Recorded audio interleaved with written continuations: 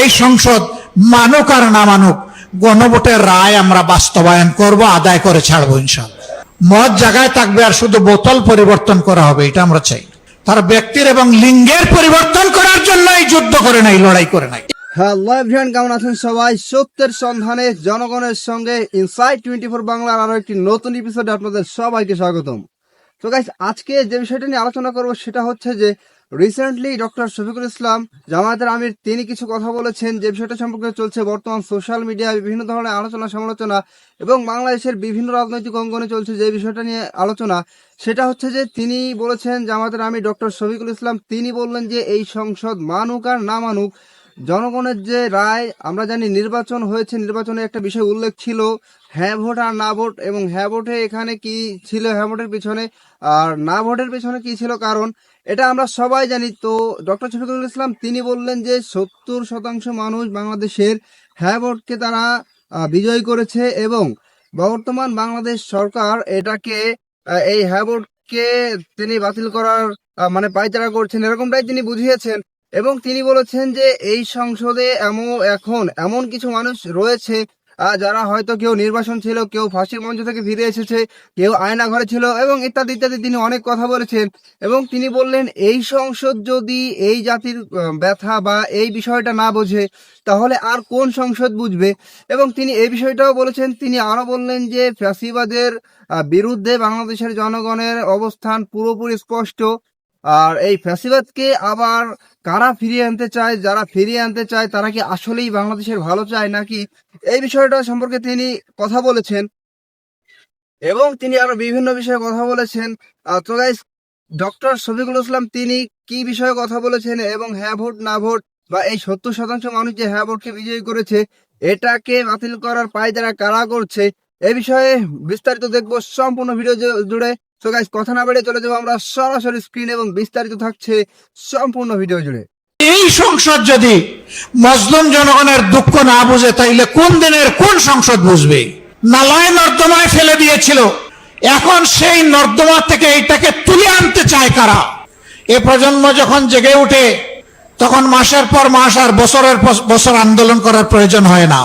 রক্তমূল্য, জীবন মূল্য, জেল মূল্য, যত মূল্য দিতে হয় ফ্যাসিবাদকে আর আমরা ফিরে আসতে দিব না ইনশাআল্লাহ। যাদের নিজেদের নেতা কর্মীদের হাতে নিজেদের নেতা কর্মীরাই নিরাপদ নয়, তারা 18 কোটি মানুষের নিরাপত্তা দিতে পারবে না। বলবেন যে আপনাদেরকে জনগণ ভোট দিয়েছে, তার প্রমাণ কি? 70% জনগণ হার পক্ষে ভোট দিয়েছে, এটাই তার প্রমাণ। আমি বিশ্বাস করি বর্তমান সংসদে সদস্য হিসাবে যারা ঢোকার সুযোগ পেয়েছেন, প্রবেশ করেছেন, তাদের সকলেই মজলুম। এর মধ্যে কেউ জেল কেটেছেন, এর মধ্যে কেউ কুখ্যাত আয়না করেছিলেন, এর মধ্যে কেউ ফাঁসির মঞ্চ থেকে ফিরে এসেছেন, আবার এর মধ্যে কেউ নির্বাসন থেকেও দেশে ফিরে এসেছে। এরকম লোকদেরকে নিয়েই আমাদের বর্তমান সংসদ।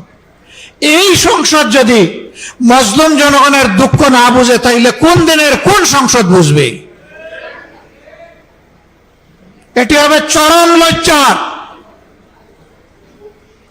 54 বছরের দফায় দফায় যে ফ্যাসিবাদ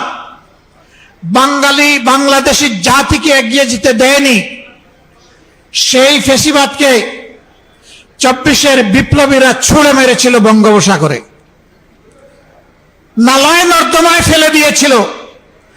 এখন সেই নর্দমা থেকে এটাকে তুলে আনতে চায় কারা? মনে রাখা দরকার, এই প্রজন্ম প্রমাণ করে দিয়েছে, এ প্রজন্ম যখন জেগে উঠে তখন মাসের পর মাস আর বছরের পর বছর আন্দোলন করার প্রয়োজন হয় না।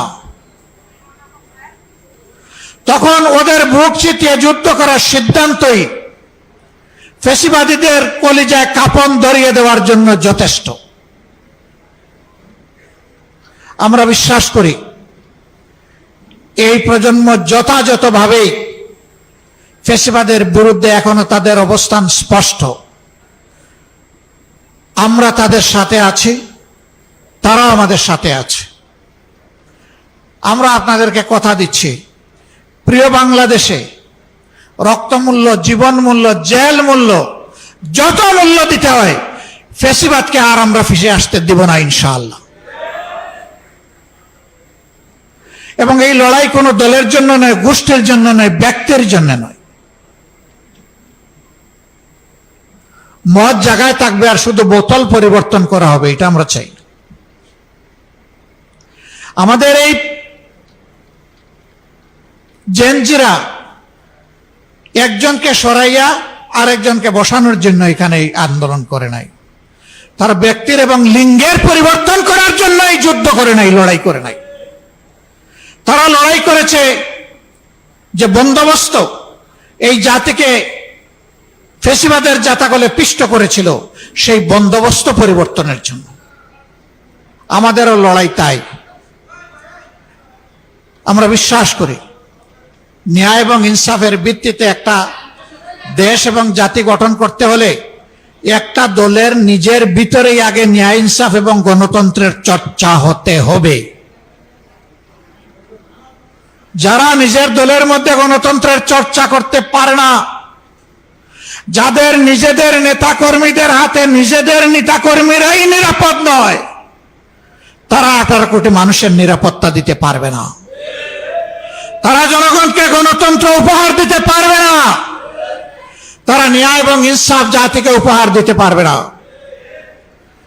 জনগণ ঠিকই বুঝেছে, 24-এ জনগণ ঠিকই রায় দিয়েছে। হয়তো প্রশ্ন করতে পারেন, রায় যদি আপনারা পেয়ে থাকেন তাইলে সরকার গঠন করতে পারলেন না কেন?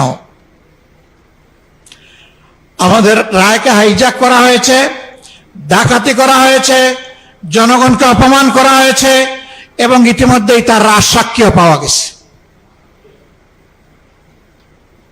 হ্যাঁ, গুগু বারবার আসে দান খেয়ে চলে যেতে, কিন্তু কপাল যখন মন্দ তখন কিন্তু জালে বেঁধে যায়। গুগু, তুমি একবার জনগণের ধান খেয়েছো, আবার খাওয়ার চিন্তা করো না। এবার আসলে ঠিকই তোমার লেজ, ঠিকই তোমার পা, ঠিকই তোমার ডানা অবশ করে দেওয়া হবে। বলবেন যে আপনাদেরকে জনগণ ভোট দিয়েছে, তার প্রমাণ কি? 70% জনগণ হার পক্ষে ভোট দিয়েছে, এটাই তার প্রমাণ। আমরা হার পক্ষে ছিলাম, আমরা হার পক্ষে আছি।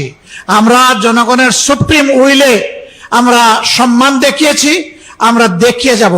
এই সংসদ মানুক আর না মানুক, গণভোটের রায় আমরা বাস্তবায়ন করব, আদায় করে ছাড়বো ইনশাআল্লাহ। অতীতের রেকর্ড এই বাংলাদেশে আছে। কেয়ারটেকার সহজে আসে নাই। ওই রকমই আমাদের আনা বিল ফেলে দেওয়া হয়েছিল। আমরা বলেছিলাম, চেয়েছিলাম সংসদে প্রতিকার, দিয়ে দিলেন আমাদেরকে জনগণের কাছে ফিরিয়ে। আমরা জনগণকে নিয়েই দাবি আদায় করব এবং দাবি আদায় হয়েছে। এবারও আমরা চেয়েছিলাম সংসদের ভিতরে ইতিবাচক গঠনমূলক বিতর্কের মধ্য দিয়ে তার অবসান হোক, জনগণের আকাঙ্ক্ষার প্রতিফলন হোক। না, এই সংসদ আমাদের আকাঙ্ক্ষাকে উপলব্ধি করতে, সম্মান করতে ব্যর্থ হয়েছে। আমরা তাই বলেছি, জনগণের রায় বাস্তবায়নের জন্য এখন আমরা সংসদ থেকে জনগণের কাছেই ফিরে যাচ্ছি। তো গাইস, আপনারা সম্পূর্ণ ভিডিওটি দেখলেন এবং এই ভিডিও সম্পর্কে আপনাদের মূল্যবান মতামত অবশ্যই কমেন্ট বক্সে বলে যাবেন। দেখা হবে আপনাদের সাথে অন্য কোনো ভিডিওতে। ততক্ষণ পর্যন্ত ভালো থাকবেন, সুস্থ থাকবেন। আল্লাহ হাফেজ।